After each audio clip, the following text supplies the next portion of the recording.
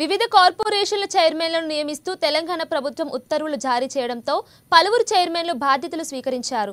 ఖైరాబాద్ జల మండలంలో mineral development corporation limited chairman గా అనిల్ కుమార్ బాధ్యతలు చేపట్టారు. ఈ సందర్భంగా ఎమ్మెల్సీ బల్మూరి వెంకట్ పలువురు నాయకులు అనిల్ కుమార్ ను అభినందించారు.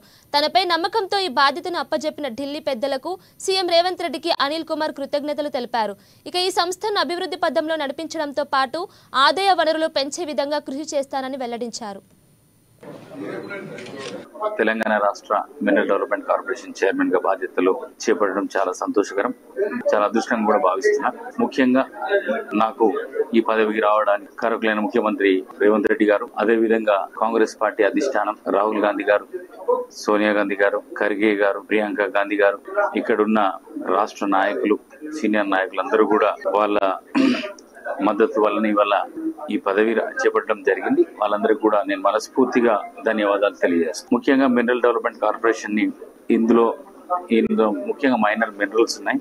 దీని ఆదాయాన్ని పెంచడానికి రాష్ట్రానికి తోడ్పడడానికి ముఖ్యంగా ఇందులో ఉన్న ఇంకా వనరులు ఇంకేమున్నాయో మినరల్స్ కూడా ఎక్స్ప్లోర్ చేసి ఇంకా ఏ విధంగా ఆదాయం పెంచొచ్చు అనే ఒక ఆలోచన.